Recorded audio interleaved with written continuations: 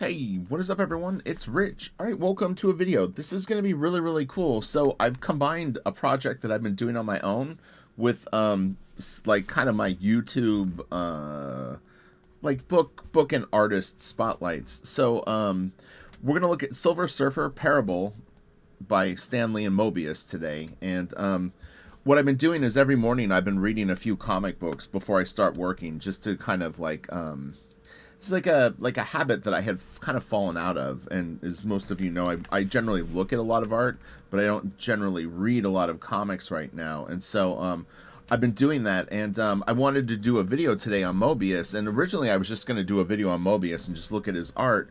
And for some reason this popped into my mind, and it's an interesting segue into this. But I never really have been a huge fan of this book, to be honest. But I sat down and I read it this morning, and I'm looking at it with fresh eyes. The last time I read it was probably about 20 years ago. And I really liked it, honestly. I liked it a lot, and I liked a lot of different things about it. There are a few interesting things that I noticed, too, that were opinions that I had on art and sort of perceptions that I had, and I never really knew the origin of them. But I believe that the source was Moebius. But funny enough, in the back of this book was where I had read it, which is there's a section where Moebius talks about the process of working on the book and how hard it was for him. He had to redraw pages. He lettered the book. He colored the book, and you know, I did not remember that when I started reading it, and I'm telling you, page one, I immediately responded to the lettering and went like, wow, now this is great lettering on a comic book story. And it was really interesting to combine an opinion that I had with fact, and then also the origin of where I had gotten this idea. So anyway, let's get into this. We're going to start looking at it really quickly before we start. Sarah Frazetta is going to be on for Super Fun Sunday, and we're going to celebrate Frank's birthday. It's going to be awesome. We're going to look at a ton of Frank Frazetta art. We're going to talk about the new Taschen book. I'm actually sending her some questions today so that I can gather art. Some what I consider very unique questions to ask her, that you're just not going to probably get in sort of like a random interview with someone from the Frazetta family. So it should be really good. I always work hard on these videos and or streams, and Kelsey will be here, yes, and it's going to be great. So someone had asked, that's why I'm throwing that in. Kelsey should always be on Super Fun Sunday, but sometimes he's too busy. It's okay. I understand, because he's my friend. And then the other thing that I was going to say is Blaster Kid pre-launch is on Indiegogo. Definitely sign up. The last couple of weeks I have been working on sort of business stuff, and then also kind of production end of Blaster Kid. So I wasn't able to work as much on the art as I wanted to, but I've got all that stuff kind of done. But I mean, I'm like trying to finalize the logo. There's legal stuff that you got to kind of get involved in. It's like there's a lot of other things. I really need a team. But anyway, all right, let's get into Silver Surfer without further ado. So, written by Stan Lee. You know, it's really interesting. I mean, Moebius said that he was given the sort of the Marvel, you know, the way that they do the Marvel books, which is you get a summary of the story, and you draw the pages, and then it's kind of scripted afterwards with the dialogue and stuff. And he said he was very impressed by what Stan did. So this book was originally published in 1988, which is quite a bit before I even started collecting comics. I'm gonna say I read it probably in like the late 90s or early 2000s was probably my first introduction to it. I have both of the comics, and then I also have the like probably this collected version, because I think this came out in 98, which sounds about right of when I would have got it. And what else? Well, we'll get into the art, and we can talk about the story, since I actually have it fresh in my mind. And Moebius did say that he did actually have to redraw some pages. He didn't like how they turned out. He said that he really actually found the art boring until he lettered it, in fact, when I was reading the end of the story. So, you know, it's interesting. He said he was terrified going into it, too, which I found interesting, because, you know, people don't realize. Oh, okay, this is Stan's intro. I'll kind of zoom in on this, and for anyone that wants to pause it and read it, it talks about how they met. It's really interesting because Stan refers to it as that he met him at a book fair in Anaheim in '88. Moebius recalls the story is that they met at San Diego Comic Con. So I don't know which is true. But anyway, their stories did differ a little bit there. But anyway, so you've got that. If you'd like to read that, you can pause it and check it out. All right.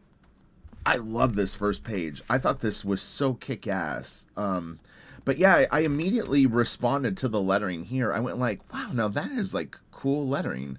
It's like, I don't know, it had a vibe to it. Oops, sorry, I meant to go out a little bit.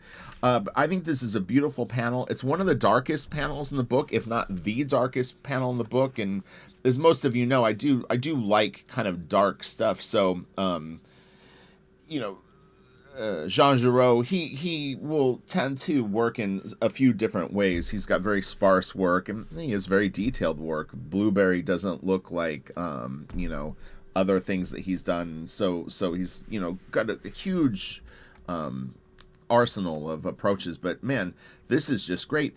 And it is interesting is Moebius said that this was his first opportunity to be able to do an American style comic book.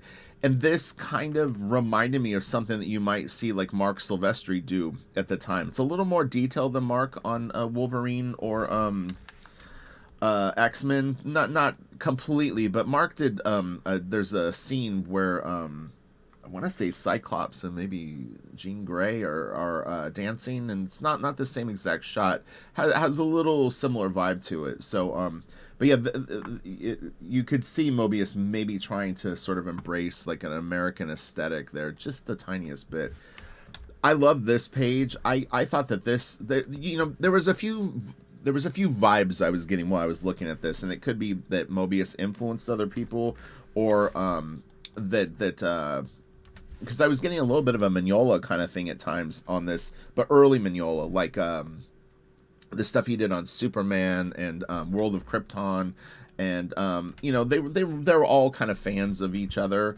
At times, I was getting a little bit of like a Jeff Darrow thing, but Darrow might have been influenced by Moebius. But I really liked this panel. I thought that the minimalist approach to it really worked well. And immediately I started to feel like I was getting immersed in the story. I liked this, you know, these two astronomers or astrologists, whatever. Sorry, astronomers, right? Astrology's the other one. All right. Yeah, it's just really, really cool. And we've got this unusual object falling to Earth. Flat Earth. All right, so let's go. All right, so here it is. They've got a photo of it. They realize that it's not a meteor, or you know, people on the ground were thinking that possibly it was a falling satellite. But anyway, as the notice comes out that this thing is falling to Earth, of course civilization goes completely Walking Dead, and it's just every man for himself. There's rioting, and there's just, you know, the mindless anarchy, as Stan calls it. I have to say too, although this story was written, over 30 years ago, it really, really transcends time. It's weird because the parable itself is that man never learns, is one of them. That you know, we circle and do this thing, and honestly, we are, and we've done it multiple times since the story has been written. So it's kind of interesting. He actually shows the thumbnail of this page in the back of the book. We'll see it at the end. But anyway, so the streets are desolate. We've got, you know, just mayhem running everywhere. And then this is Silver Surfer, kind of dresses like a homeless guy. Although he's lost his compassion for Earth at this point in the story, he can't let it go. He knows that humans are self-destructive. He knows that we're foolish. We're very subjected to, you know, we're a problematic species. But he can't let it go. He loves us too much in his heart. So anyway, we've got a little bit of this, and we've got cops show up. They're in interesting costumes. I not used to seeing transit or cop police officers in sort of I don't know what color you would call that. Yellow ochre. Anyway, all right. So they think he has an ironing board. It's kind of funny. I really like how he drew these guys. Pretty cool. Again, quite simple. This isn't a story where there's like massive like art flexes in terms of the art is there to serve the story more than show off. And he does talk about that in the back of the book too. He wrote a really nice like small essay, I guess you call it. This is beautiful, really really cool. It's so dark. I wish that I could see a little tiny bit more of Galactus's ship kind of coming in, but this is nice. I'm trying to remember. It's weird because when I saw that, it reminded me of an artist, and I couldn't think of who it is. But this top panel had a vibe of someone, and I just couldn't really nail it down. Kind of maybe like a European artist, but yeah, this is really really cool. It's big, kind of epic shot. Really really nice. Really good billows of smoke. I'm thinking, like, I can't remember what year Akira started, but I think Akira started bubbling up around this time. So, I mean, obviously, it's possible that there's even a slight Akira influence on this Otomo. These are really, really cool panels. The colors are quite, vibrant. I don't know what you call it, but do this really quick.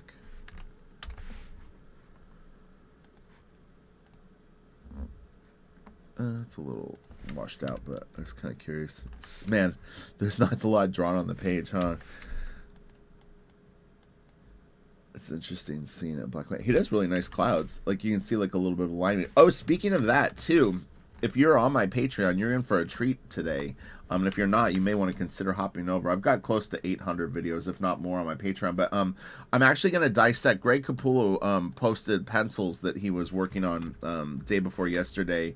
And he decided to ink it instead of finishing the pencils. I'm going to kick him into Clip Studio, and we're going to discuss his approach of inking himself today. So I'm doing that right after this. Should be really interesting. I've never done a video like that before. But yeah, I wanted to dissect how Greg interprets his pencil sketch to final inks.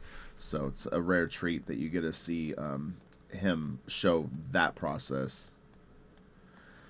So we got a big killer shot of Galactus coming to Earth, and everyone's freaking out. But when Galactus shows up, he basically gives everyone carte blanche to just go crazy, do whatever.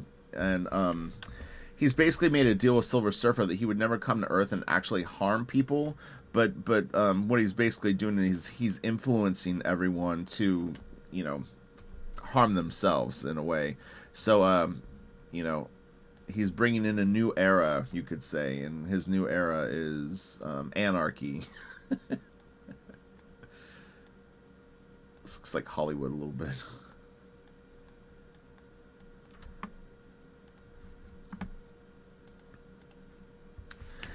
This is where I remembered that I wasn't. It was weird when I was reading it. I didn't remember the opening of the story. As soon as the brother and sister popped up, I was like, oh, okay, I've definitely read this. I feel like I've read it maybe 2 other times before. I think I read it the first time, and then the second time I was kind of trying to see if I liked it more. But anyway, the third time was the charm for me. So anyway, news reports talking about Galactus, and then this guy is like sort of an evangelist, and he sees an opportunity with Galactus that he can kind of boost up his following that had been slumping. So anyway, it's kind of weird. He ends up sort of really being more of a victim than a villain, in my opinion. It's like you kind of like, at this point you're feeling more like he's a villain, but you understand that ultimately he's just a human that's susceptible to these flaws that we inherently have. Anyway, so everyone's gathering together, and he's on TV, kind of trying to bring people into his like fold, and Surfer is sort of acknowledging that this is all going on. Hey, let's get to this. All right.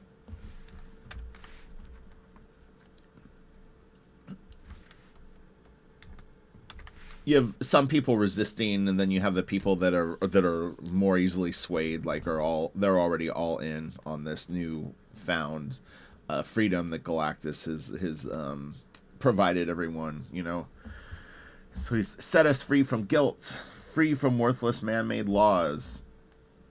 If you would be saved, do what you will, take what you will. There's no wrong, there's no sin, pleasure is all. So speak, Galactus.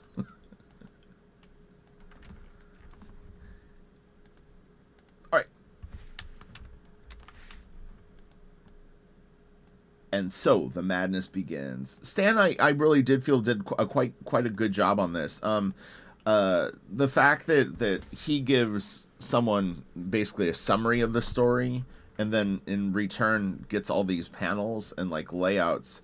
The fact that he's able to dialogue it to the level that he does is actually quite impressive, to be honest. And like Moebius said, he really gave each character kind of a unique voice. So I don't really know like what the outside perception of Stan is as a writer, to be honest. So I'm only basing it on my own opinion of this. But I thought he did a good job on this story, and Moebius did too, so we're of like minds with this. One really interesting thing too is there's some really interesting word balloon directions in this story. This page isn't one of them, but there's times where Moebius does some really wild shit with the word balloons, where normally what was interesting about it to me is I remember when I first started collecting comics, at times, and these were image books, it would be sometimes confusing as a new reader to know where to go next. You'd be reading it, and you'd be like, what word balloon goes before the other? You know, they weren't really laid out in a thoughtful manner. Moebius does shit that you really shouldn't do and makes it work. It's pretty incredible. If I remember and I spot one, I'll point it out. But yeah, he's got a couple of times where he does some like loop-de-loop shit where you're like really circling kind of back around. It's pretty cool, honestly. It's interesting on this page, actually. Speaking of the lettering is actually quite it's thicker on this page than the early pages, so he definitely switched pens at this point, because this is almost the thickness of his bold font. But yeah, if you go back and look at the first page, the lettering was not this thick, so I don't know if just the time went along and he switched it up. We'll see if it goes back to the really thin. Yeah, see, this is thinner.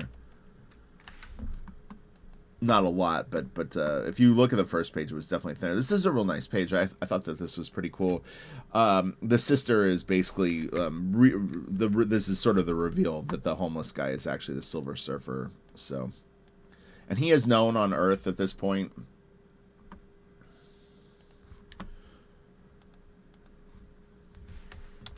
So he's gonna go fight Galactus, and he's complimenting her on that she hasn't like lost her humanity.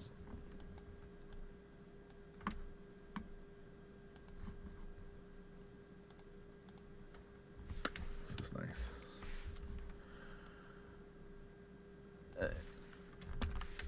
So here, Silver Surfer is saying that the for a world that has turned against him, they will turn against him more, but obviously he's had other interactions with Earth and Earthlings or humans, and it hasn't gone well. And yet, like I said, he's still, because he's alone in the universe, he's drawn to Earth. He talks about it at the end. He kind of throws it out.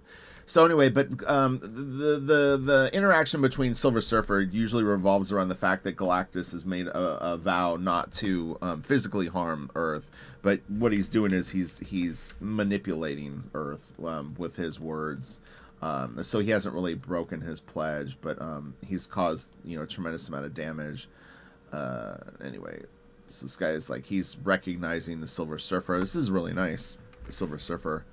One thing that Jean Giraud said about drawing American superheroes, and it's something that I've expressed and feel similar although this is my own impression on it, is there's something more challenging about drawing characters that other people have created, and a lot of people have drawn, and I think Jean Giraud sort of preferred working on things that he created.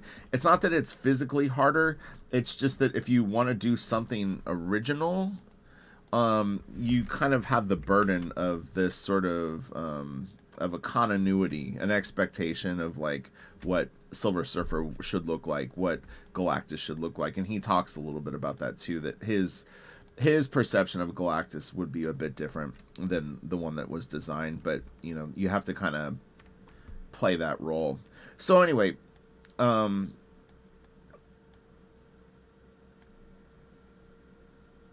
trying to remember what the...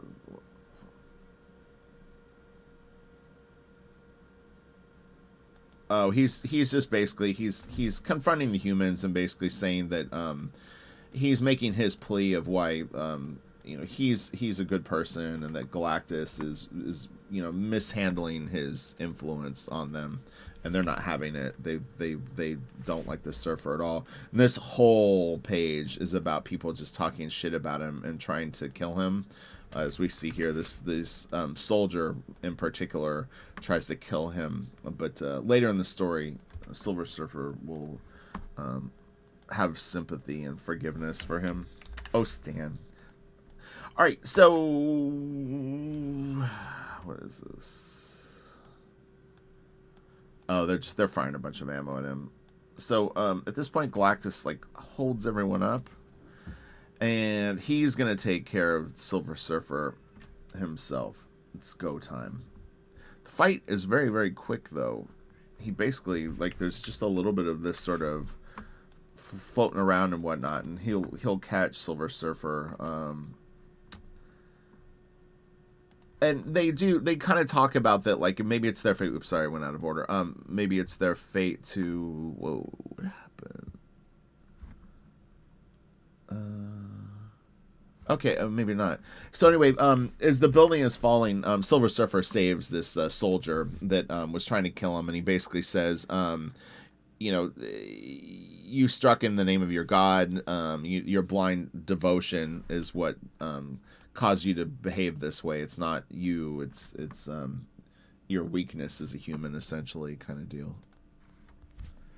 All right, so the sister goes, this is kind of funny. This guy is constantly trying to meditate and communicate with Galactus, and he keeps getting interrupted. So anyway, his sister shows up, and now he's got a bunch of kind of goons that work for him, and they're kind of holding her off. And he actually really loves his sister, even though he's misguided.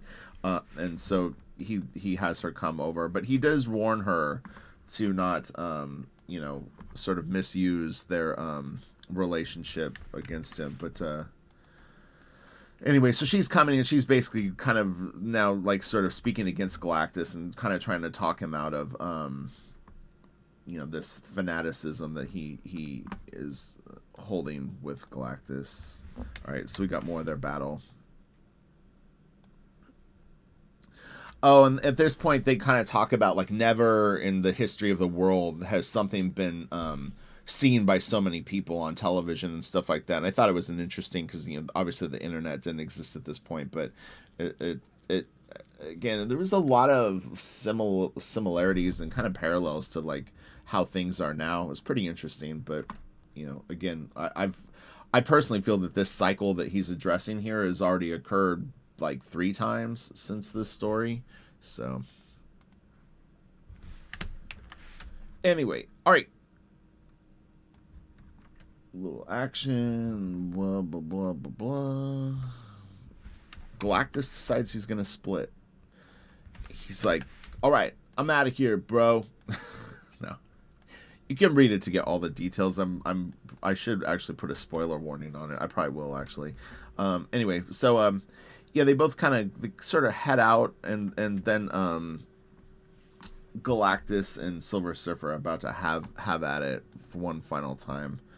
And this is interesting. So this is the first person that we visibly see flipping from his admiration of Galactus to an empathy or sympathy towards the Silver Surfer. So he's crying, but his parents are telling him, like, you know, chill, because if it gets out that you were sympathizers of Silver Surfer, we'll be killed.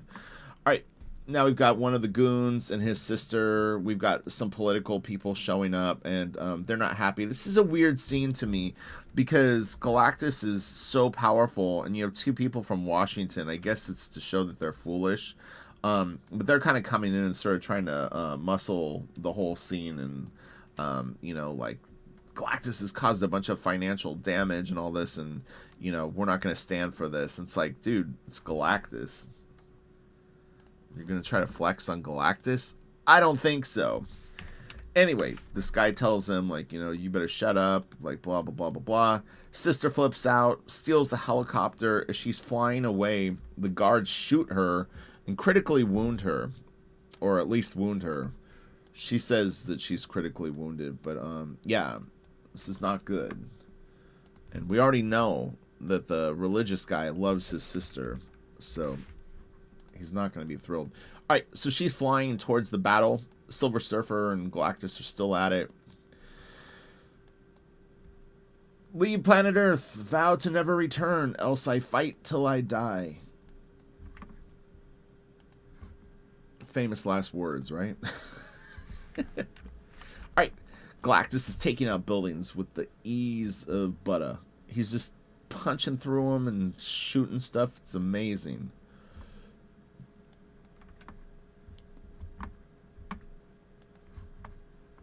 But yeah, you know, the one thing about Galactus is he keeps a deal.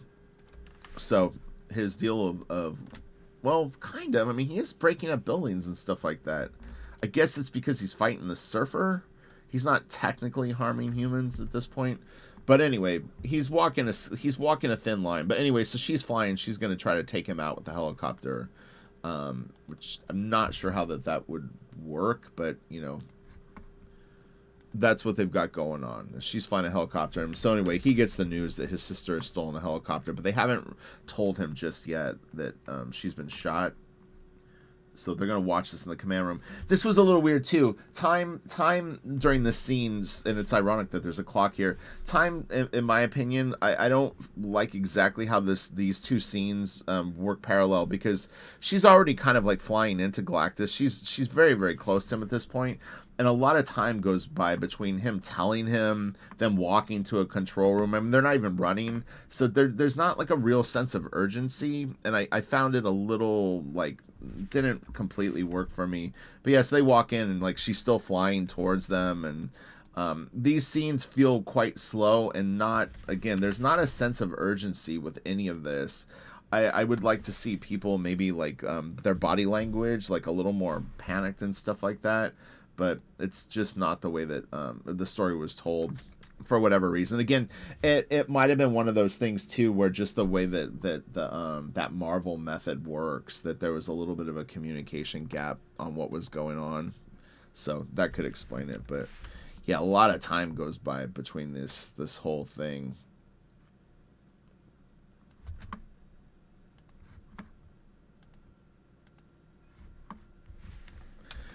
Surfer gets shot by Galactus as he's trying to save the helicopter. The helicopter has been shot, I think, by or it's going down, and he tries to save him, and then Galactus basically stops Silver Surfer from saving her, and she plummets to her death, and the helicopter is destroyed, and you know, this is him talking about it, and then at this point, her brother flips. He's now sort of denouncing Galactus, and he's kind of taking accountability for his greediness, or whatever you want to call it. And everybody's starting to slowly come to the side of Silver Surfer here.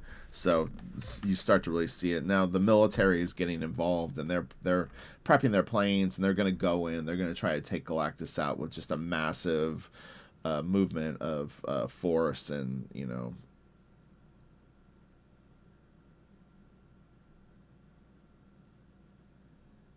I was trying to remember where the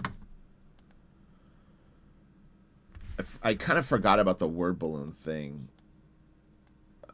I think we passed one. There was 2 pages in particular where the word balloons, like I said, went a little wild style. in a cool way. This is a very, very nice page. Really, really cool. Now, the one thing that I don't know is how these pages were lettered. What I mean by that is Moebius basically was done. He had drawn the pages, so then Stan gets them and scripts it all. Then Jean Giraud went back and lettered it all. So I'm wondering if these are paste ups, meaning that he did like handwrite it, but that these are pasted down on the pages. I don't know that for a fact, but that you do see little gaps around the stuff. So it's possible. What a pain in the ass if that's what it was done. I don't know if I've ever seen an original from this book, but I'd be curious of how it's lettered. You know, because again, there was no dialogue as he was doing it. Anyway, so Galactus catches him in his hands, and he's gonna basically, you know, kill Silver Surfer. The planes show up and start shooting him. Galactus freezes at this point. I wasn't really sure what that was all about, but it says maybe Silver Surfer's like his powers do it, but it says he does nothing in silent. He stands made invulnerable by a power beyond the ken of mortal comprehension. So something went on. At times, this line work on some of the things reminds me a little bit of Barry Windsor Smith. So I don't know if it's a coincidence, if Barry was kind of vibing off of this, if it's just, you know, again, happenstance with the tool. But anyway, Surfer sort of breaks out, and well, Galactus grants him freedom basically, and keeps the deal. Right, he's out. He just bails. He's gonna come back another day because humans forget so quickly, and he could basically pull the same stunt, you know, again later. So the hunger still gnaws for him to destroy Earth. It's just not gonna be today. But he basically says he's gonna come back, you know. For man's racial memory is so woefully short. All right. And then this is interesting. So, the kind of like this is the wrap up, and they're commending Silver Surfer on his you know triumph, and they're so happy, and you know they're putting him at like god status, which is what they had done to Galactus, put him on a pedestal, and he basically explains to them, look, we're all equal, like no one is better than someone else, and they really want to have a leader, you know. Surely this is why they so often fall prey to tyrants and despots, which is true. The weak, they need someone to follow. Anyway, so Silver Surfer realizes that this is not going to go well. He can't have everyone on Earth worshiping him like a god. So he starts talking crazy shit about that he has all these demands, and that he's basically presenting himself as worse than Galactus, and they quickly turn on him, and they want him out of here, which is what he wanted. The brother of the girl knows that it's a trick because he doesn't want to lead the human race, but his voice is stifled by the crowd. So Silver Surfer gets his way and basically splits, and then he stares at Earth sad because he really wants to belong on Earth. He wants to save us. He wants us to be better, but unfortunately we're our own worst enemy, and he's gonna ultimately be alone in the galaxy.